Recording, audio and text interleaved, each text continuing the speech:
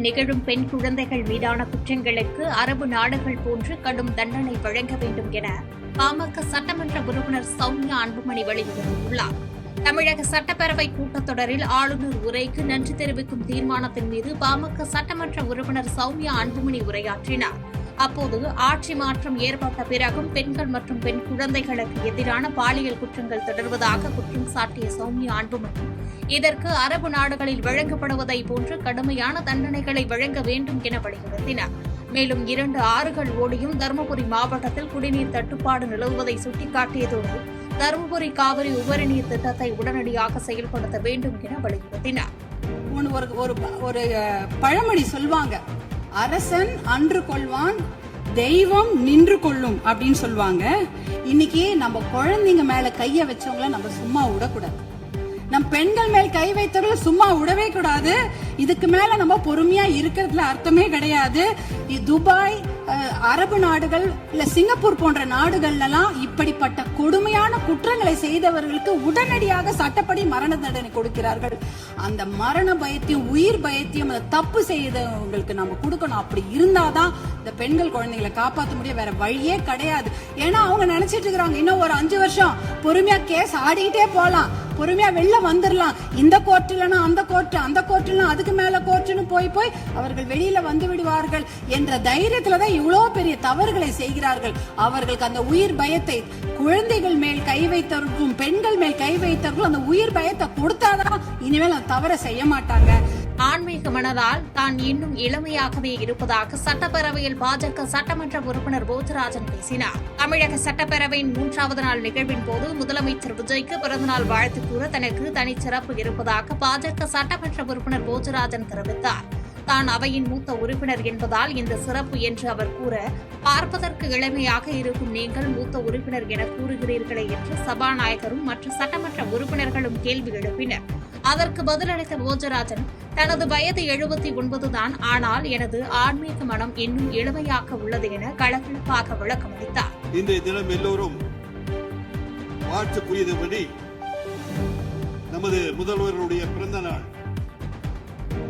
அந்த வாழ்த்தில நீங்கள் எத்தனை பேர் வாழ்த்து கூறினாலும் கூட என்னுடைய வாழ்த்துக்கு சற்று முக்கியத்துவம் இருக்கின்றது என்பதை உங்களுக்கு கூறிக்கொள்ள நான் ஆசைப்படுகின்றேன். ஏனென்றால் அதை தெரியுங்களா? ஏனென்றால் இந்த அவையின் மூத்த உறுப்பினர் நான். ஒரு மூத்த உறுப்பினரின் வாழ்த்துக்கள் நமது முதல்வர்களுக்கு சேரும் பொழுது மிக்க மகிழ்ச்சி நாடுகின்றேன் என்பதை மகிழ்ச்சியுடன் தெரிவித்துக் கொள்கின்றேன்.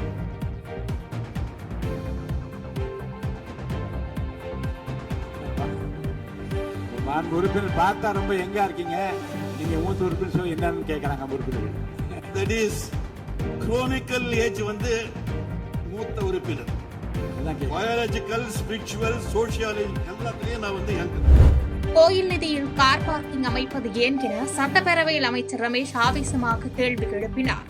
இன்றைய சட்டப்பேரவை நிகழ்வின் போது கழிவறை வசதி கூட இல்லாத குன்னூர் விநாயகர் கோயிலில் ரூபாய் 10 கோடி மதிப்பில் மல்டி லெவல் கார் பார்க்கிங் அமைக்க வேண்டிய அவசியம் என்ன என்று அறநிலையத்துறை அமைச்சர் ரமேஷ் கேள்வி எழுப்பியுள்ளார். மேலும் கடந்த ஆட்சியில் கோயில் நிதி வணிக ரீதியாக பயன்படுத்தப்பட்டதாக அமைச்சர் ரமேஷ் சாடினார். இதற்கு பதிலளித்த முன்னாள் அமைச்சர் சேகர்பாபு, சட்டமன்ற உறுப்பினர்களின் பரிந்துரை மற்றும் நகராட்சி வருவாயை கருத்தில் கொண்டு இத்திட்டம் கொண்டுவரப்பட்டதாக விளக்கம் அளித்தார். மேலும் இந்த விவாதத்தின் போது பெரிய கோயில்களில் மல்டி லெவல் பார்க்கிங் அத்தியாவசியமானதுதான் என எதிர்க்கட்சித் தலைவர் உதயநிதி ஸ்டாலின் தனது கருத்தை பதிவு செய்தார். இந்த பணிகளை பொறுத்த வரைக்கும் நாம் ஆராய்ந்த வரைக்கும் அந்த கோவில்களில் பொதுமக்களுக்கு தேவையான அடிப்படை வசதிகள், பொதுமக்களுக்கு தேவையான தங்குமிட வசதிகள், பொதுமக்கள் பக்தர்கள் வரப்போது அவர்களுக்கு தேவையான அடிப்படையிலான கழிப்பறை வசதிகள் போன்ற இந்த வசதிகளை மேம்படுத்துவதை காட்டிலும் இவர்கள் கமர்ஷியலாக கோவில்களுக்கு திருமண மண்டபங்கள் கட்டுவதிலும் வணிக வளாகங்கள் கட்டுவதிலும் அதன் மூலமாக வருவாய் ஈட்டுவதை மட்டுமே குறிக்கோளாக வைத்துக் கொண்டு இந்த திட்டங்களை துவங்கியதன் காரணமாக மேலும் அதன் மீது பல்வேறு நீதிமன்ற வழக்குகள், ஸ்டே ஆர்டர்ஸ் இருப்பதனால நாம் அதையெல்லாம் ரத்து செய்து அறிவிச்சிருந்தோம். நிலத்தடி நீரை உறிஞ்சி விவசாய நிலங்களை கெடுக்கும் சீமை கருவேல மரங்களை தமிழகத்திலிருந்து முற்றிலும் அகற்ற வேண்டும் என மதிமுக பொதுச் செயலாளர் வைகோ வலியுறுத்தியுள்ளார்.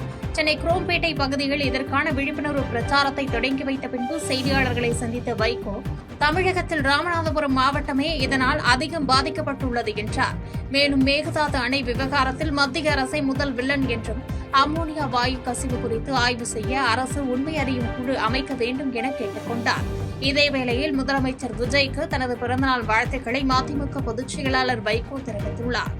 12 மாவட்டங்களில் எந்தெந்த மாவட்டங்களில் இந்த சிமெண்ட் கருவேலி மரங்கள் அதிகமாக வளர்ந்துருக்கு? ராமநாதபுரம் ரொம்ப அதிகம். ராமநாதபுரம் அதுக்கு அடுத்து மதுரை மாவட்டம். இங்கதான் மற்ற வட மாவட்டங்களை விட அங்கதான் முழுக்க விவசாயத்தை அழிக்கிற அளவுக்கு படம். ராம்நாடு தான் இருக்கிறதுலே ரொம்ப பாதிக்கப்பட்ட மாவட்டம். அமோனியா கசிவால் உயிரிழந்தோர் குடும்பத்திற்கு தலா ரூபாய் 10 லட்சம் வழங்க வேண்டும் என விசிக தலைவர் திருமாவளவன் வலியுறுத்தியுள்ளார்.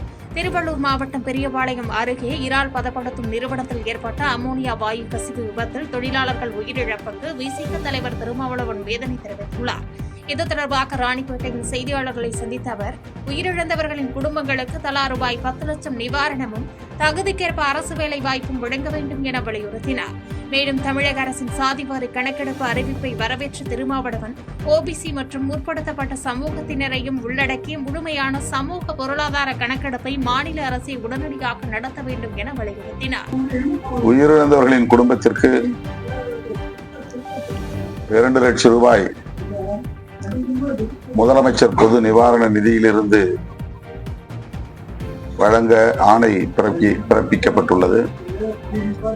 அதிலும் தொடக்கத்தில் 2 பேர் உயிரிழந்தார்கள் என்கிற தகவலை அடிப்படையாக கொண்டு இந்த 2 பேரின் குடும்பத்தினருக்கு வழங்கப்படுவதாக அறிவிக்கப்பட்டுள்ளது.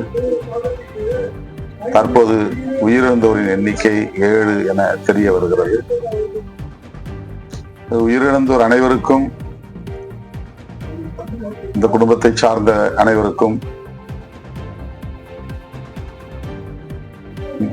முதலமைச்சர் பொது நிவாரண நிதியிலிருந்து தலா 10 லட்சம் ரூபாய் இழப்பீடு வழங்க வேண்டும் என்று வேண்டுகோள் விடுக்கிறோம். தமிழக முதலமைச்சர் ஜோசப் விஜயின் பிறந்தநாள் விழாவை முன்னிட்டு பூவிருந்தவல்லி சட்டமன்ற உறுப்பினர் பிரகாசம் தலைமையில் பொதுக்கூட்டம் நடைபெற்றது. திருவள்ளூர் மாவட்டம் பூவிருந்தவல்லி அடுத்த வயலாநல்லூரில் தமிழக முதலமைச்சர் ஜோசப் விஜயின் பிறந்தநாள் விழாவை முன்னிட்டு சட்டமன்ற உறுப்பினர் பிரகாசம் தலைமையில் நடைபெற்ற நிகழ்ச்சியில் தமிழக வெற்றிக்கழக பரப்புரை செயலாளர் நாஞ்சில் சம்பத் சிறப்பு விருந்தினராக பங்கேற்று 3000க்கும் மேற்பட்ட பொதுமக்களுக்கு நலத்திட்ட உதவிகள் வழங்கப்பட்டது. இந்நிகழ்ச்சிக்கு பின் செய்தியாளர்களிடம் பேசிய நாஞ்சில் சம்பத், அமோனியா வாயு தாக்கி உயிரிழந்தவர்களுக்கு 2 லட்சம் ரூபாய் பத்தாது என்பது பிரேமலதா விஜயகாந்திற்கும் மட்டுமல்ல, அனைவருக்கும் தெரியும் என்று நிதி நிலைமையை பொறுத்துதான் இதுபோன்ற உதவிகளை செய்ய முடியும் என்றும் தெரிவித்தார். பத்தாதுங்கிறது பிரேமலதாவுக்கு மட்டுமில்லை, எனக்கும் தெரியும், நாட்டுக்கும் தெரியும். ஆனா நிதி நிலைமையை பொறுத்துதான் இது போன்ற உதவிகளை செய்ய முடியும். அதை இன்றைக்கு முதல் கட்டமாக அறிவித்திருக்கிறார். அடுத்து தொடர்ந்து மேலும் கூட்டி கொடுப்பாரா என்பது நாளைக்கு தான். செய்திகளை உடனுக்குடன் தெரிந்து கொள்ள கீழ்கண்ட கேபிள் மற்றும் டிடிஎச் நெட்வொர்க்குகளில் எம்நாடு செய்தி தொலைக்காட்சியை காணுங்கள். பாதகம் செய்பவரை கண்டால் நாம் பயம் கொள்ளலாகாது பாப்பா. மோதி மிதித்துவிடு பாப்பா, அவர் முகத்தில் உமிழ்ந்து விடு பாப்பா. அண்மை செய்திகளை உடனுக்குடன் தெரிந்து கொள்ள இணைந்திருங்கள் எம்நாடு தொலைக்காட்சியுடன்.